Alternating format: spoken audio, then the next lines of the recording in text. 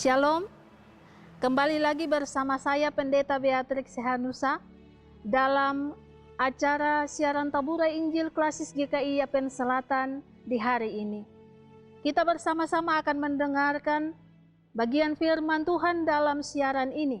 Untuk itu, pemirsa Taburai Injil, sebelum kita mendengarkan bagian firman Tuhan ini, mari kita tunduk kepala dan kita bersatu di dalam doa. Kita berdoa. Bapa kami yang di sorga, kami mengucap syukur dan berterima kasih untuk kehidupan di saat ini Bapa. Engkau telah menuntun dan memberkati perjalanan kehidupan kami sampai kami ada di saat ini. Dan di saat ini kami hendak membaca dan mendengarkan bagian firman Tuhan yang telah terbuka di tangan-tangan kami dalam bagian kitab 1 Tesalonika pasal 5 ayat yang ke-16 hingga ayat yang ke-18. Kami minta tuntunan kuat kuasa Roh Kudus-Mu dalam kehidupan kami untuk memampukan kami membaca, mengartikan, dan dapat memahami serta melakukan bagian firman ini dalam kehidupan kami hari lepas hari.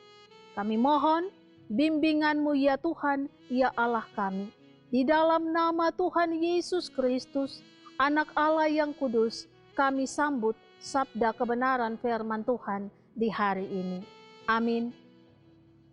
Pemirsa Taburai Injil yang dikasihi dan diberkati Tuhan, bagian firman Tuhan yang akan kita renungkan di saat ini terambil dari kitab Perjanjian Baru, kitab 1 Tesalonika pasal 5 ayat yang ke-16 hingga ayat yang ke-18. Yang demikian bunyinya, nasihat-nasihat. Bersukacitalah senantiasa, tetaplah berdoa, mengucap syukurlah dalam segala hal, sebab itulah yang dikehendaki Allah di dalam Kristus Yesus bagi kamu. Demikian bagian firman Tuhan bagi kita di hari ini. Tuhan menolong dan memberkati kita.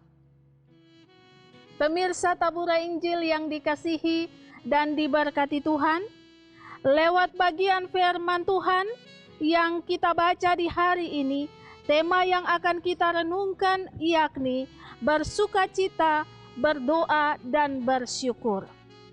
Bersukacita, berdoa, dan bersyukur. Pemirsa Taburai Injil yang diberkati dan dikasihi oleh Tuhan Yesus Kristus. Kitab Tesalonika merupakan bagian kitab atau surat yang dituliskan oleh Rasul Paulus kepada orang-orang Kristen yang ada di Tesalonika. Tujuan Paulus menuliskan kitab ini kepada orang-orang Kristen yang ada di Tesalonika, yakni supaya mereka senantiasa hidup dalam iman dan percaya mereka.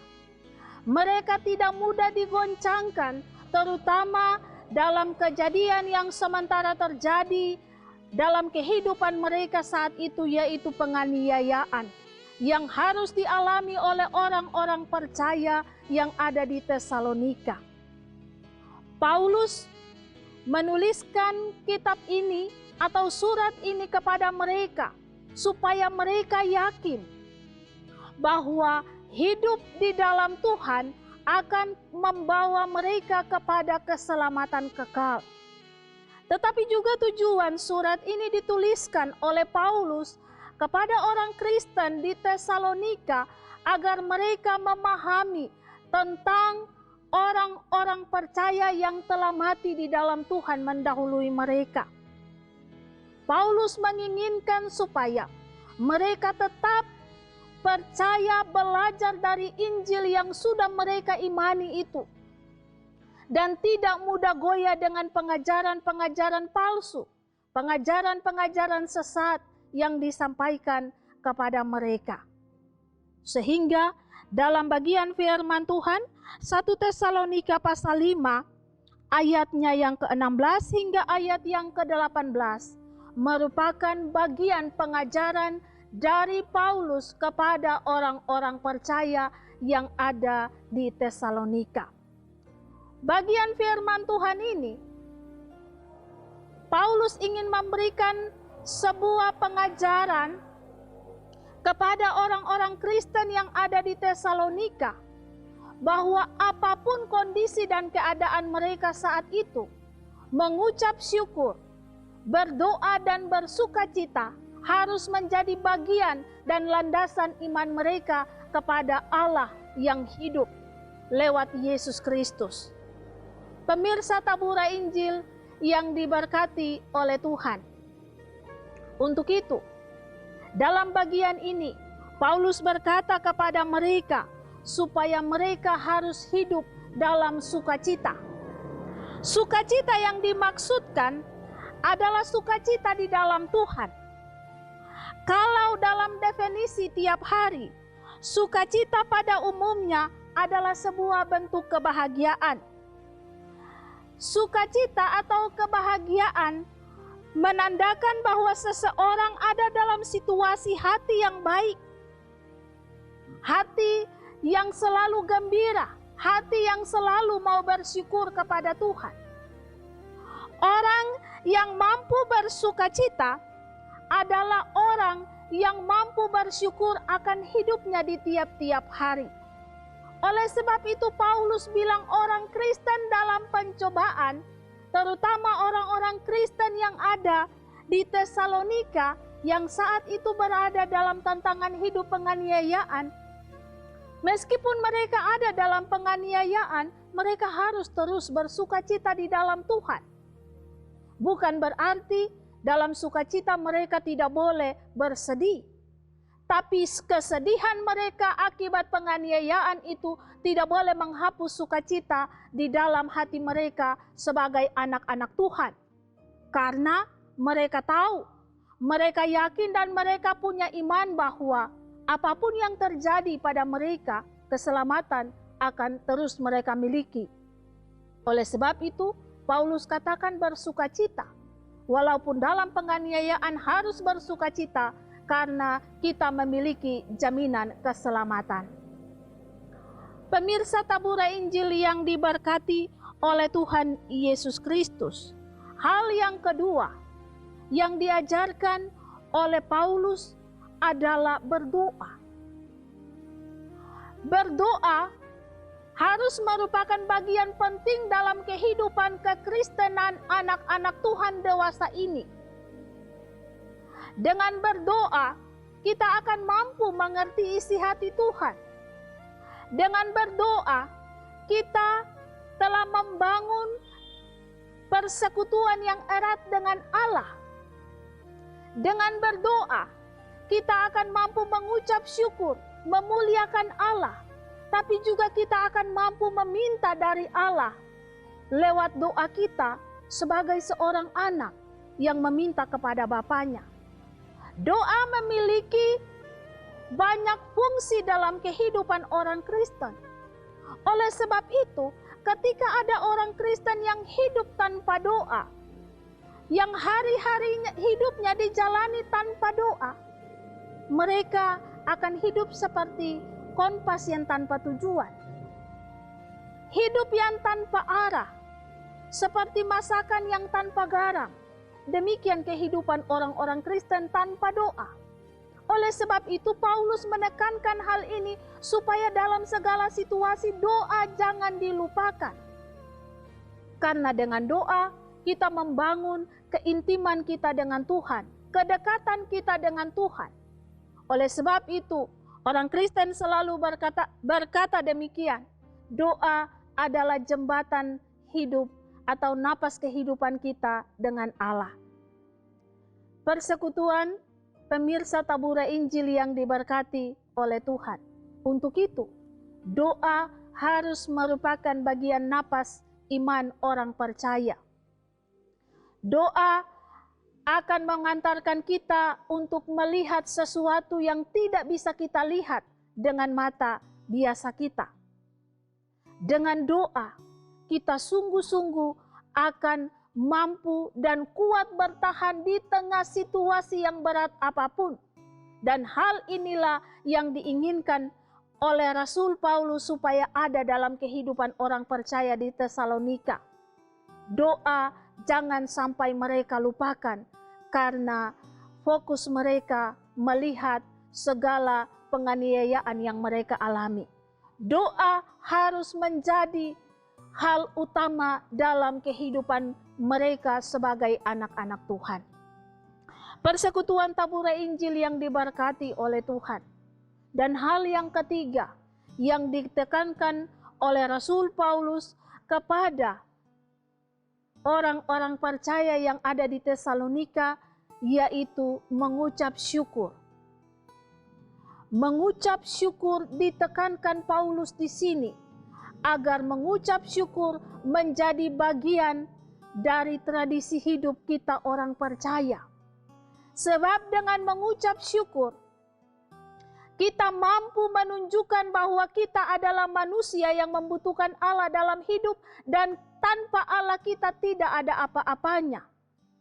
Dengan mengucap syukur, kita akan mampu menunjukkan jati diri kita sebagai orang-orang percaya yang mengimani Kristus dalam kehidupan mereka. Dengan mengucap syukur, kita akan meninggalkan segala kesombongan dan juga tinggi hati kita dalam kehidupan kita sebagai manusia. Dan dengan mengucap syukur, maka kita akan menunjukkan wibawa kita sebagai anak-anak Tuhan. Oleh sebab itu, mengucap syukur harus menjadi bagian tren hidup anak-anak Tuhan dewasa ini. Sebab ketika kita mengucap syukur, maka kita tahu menghormati Tuhan dalam kehidupan kita. Persekutuan pemirsa tabura Injil yang diberkati oleh Tuhan Yesus Kristus. 3 hal ini ditekankan Paulus harus ada dalam kehidupan orang-orang percaya di Tesalonika. Pada saat mereka berhadapan dengan penganiayaan yang begitu berat. Tapi juga 3 hal ini ditekankan untuk ada supaya memberikan mereka pemahaman bahwa orang-orang yang hidup di dalam Tuhan pasti akan memperoleh keselamatan. Ketika mereka melakukan ketiga hal ini, maka mereka akan memahami apa yang mereka alami saat itu. Dan 3 hal ini juga merupakan bagian yang harus kita perhatikan sebagai pemirsa tabura Injil dalam kehidupan kita dan iman kita sebagai orang percaya.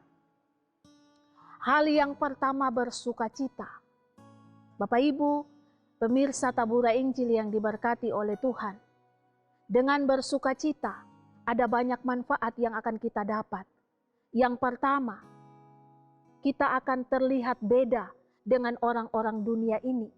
Kita akan menampilkan aura yang berbeda sebagai anak-anak Tuhan, karena di dalam Tuhan kita selalu bersukacita. Dan di dalam Tuhan kita selalu memiliki alasan untuk bersukacita meskipun kita ada dalam pergumulan hidup yang berat. Dan lewat sukacita akan ada banyak penyakit yang menjauh dari hidup kita. Hati kita akan selalu diliputi oleh ketenangan. Sebab kata firman Tuhan, di dalam hati yang tenang, hati yang penuh sukacita, di situ akan ada jiwa yang sehat, jiwa yang kuat untuk menata kehidupan selanjutnya. Sebagai anak-anak Tuhan, sukacita harus menjadi bagian hidup kita. Jangan membiarkan pergumulan hidup, tantangan hidup, persoalan tiap hari, dosa menjadi beban dalam hidup kita dan menghilangkan sukacita di hati kita.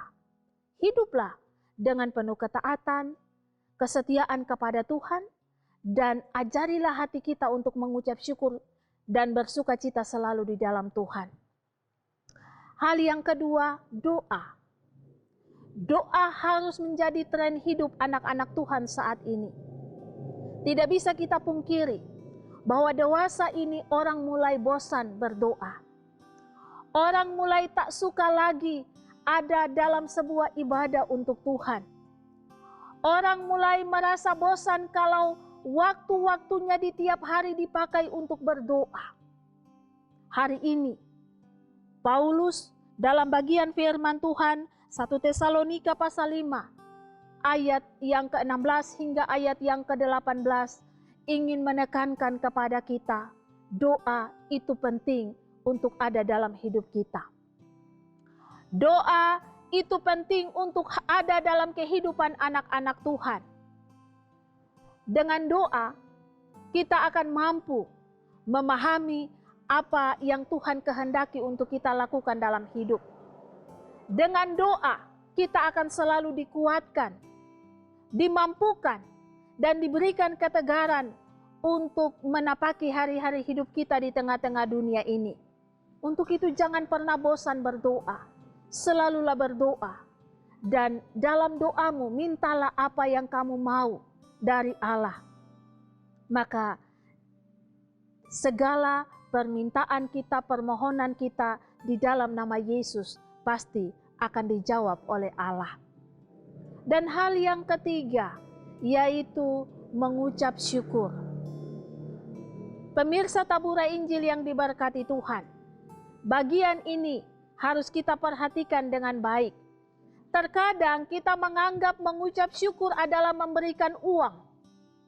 Semata-mata kita memberikan uang untuk Tuhan. Seolah-olah kita menganggap bahwa Tuhan tidak memiliki apa-apa dan Tuhan berharap uang dari kita. Jadi dengan memberi uang, maka kita sudah mengucap syukur kepada Tuhan. Pemirsa Tabura Injil yang diberkati Tuhan, bentuk ungkapan syukur kita bukanlah uang yang diminta oleh Tuhan dari kita. Tetapi Allah meminta kita untuk membawa hidup seutuhnya kepada Dia. Menyadari akan pertolongannya, akan kemahakuasaannya dalam kehidupan kita. Dan dalam kesadaran itu kita mau kembali kepada Tuhan dan meminta terima kasih, ungkapan syukur kita. Lewat ibadah yang sejati, lewat doa kita, lewat pujian kita kepada Allah. Jadi mengucap syukur kepada Allah bukan masalah uang saja, tetapi masalah hati yang mau sungguh-sungguh terpaut kepada Allah. Untuk itu, bagi anak-anak Tuhan, kita semua orang percaya, mari kita selalu mengucap syukur kepada Allah di sepanjang perjalanan hidup kita. Dalam segala aktivitas hidup kita, belajarlah untuk mengucap syukur kepada Allah di setiap waktu. Sehingga dengan mengucap syukur, kita senantiasa akan diberkati Allah di sepanjang perjalanan kehidupan kita. Amin. Mari kita akhiri bagian firman Tuhan ini lewat doa kita di hari ini. Kita berdoa. Terima kasih Tuhan Allah, karena bagian firman Tuhan di hari ini telah kami dengarkan. Meskipun begitu singkat bagian firman Tuhan ini bagi kita, tetapi kami percaya Allah akan mematerikan itu dalam hati dan pikiran kita, dan menerjemahkan itu bagi kita, sehingga mampu kita lakukan bagian firman Tuhan itu dalam kehidupan tiap-tiap hari sebagai anak-anak Tuhan. Kami mohon bimbingan dan tuntunan-Mu dalam perjalanan kehidupan kami seterusnya, ya Tuhan, ya Allah kami. Di dalam nama Tuhan Yesus Kristus, kami berdoa dan mengucapkan syukur untuk bagian firman-Mu di hari ini. Amin. Demikianlah bagian firman Tuhan yang boleh Bapak Ibu ikuti dalam channel YouTube Tabura Injil Klasis GKI Yapen Selatan di hari ini. Kiranya dengan pertolongan Tuhan, kita dimampukan dan dilayakan untuk menjadi pelaku-pelaku firman. Amin.